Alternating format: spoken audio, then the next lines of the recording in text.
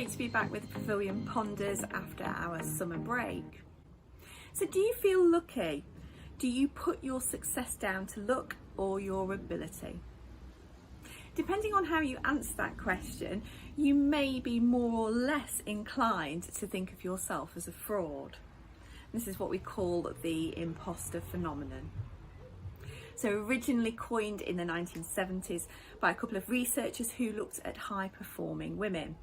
We now know that imposter syndrome, as it's more universally known, impacts many people, men and women. It might impact them slightly differently and to different intensities, but it's thought that up to 70% of us will experience imposter syndrome at least once in our lifetimes. Most obvious would be starting a new job and feeling a little bit out of your depth. Maybe you've acquired a job on your experience, somebody's put faith in you and you're thinking, am I going to sink or swim? Will I be found out as a fraud?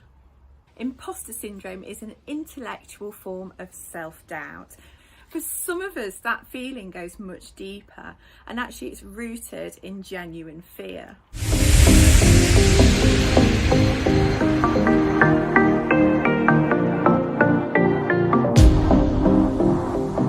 And the whole point of imposter syndrome is that you fear being found out. So it's something you're unlikely to want to talk about.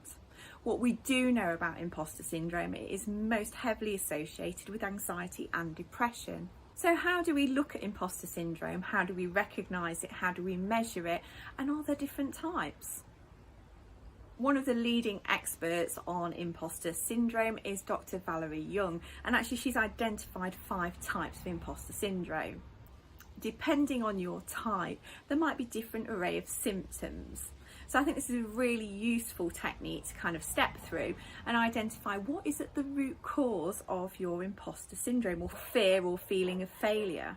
So the 5 types are the expert, the genius, the soloist, the superhero, and the perfectionist. And those 5 types all manifest in different ways. Perhaps you're an expert who isn't satisfied until they know every single detail. Perhaps you are a perfectionist.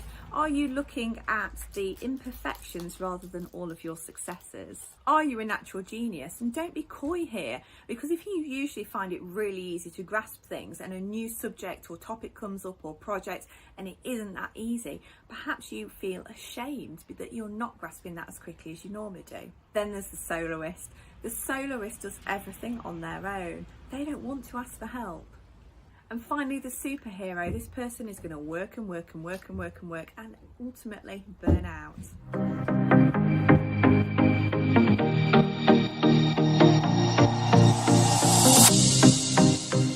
There are a couple of things that you can do, and I call these the Antiforward techniques.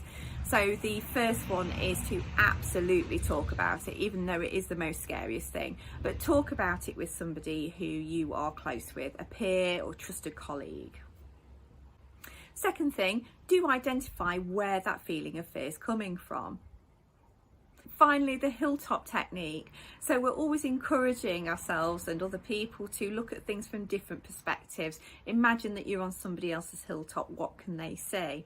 Now imagine you're on somebody else's hilltop. What can they see on your hilltop? What is it that you've not recognised about your own hilltop before? What are your successes? What are you really deeply good at? And what are your abilities? Write them down, keep them close.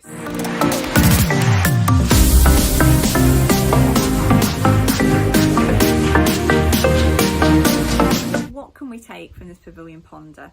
Imposter syndrome is a collection of different things and symptoms to that feeling of fear, or being out of depth, or that lack of self-belief.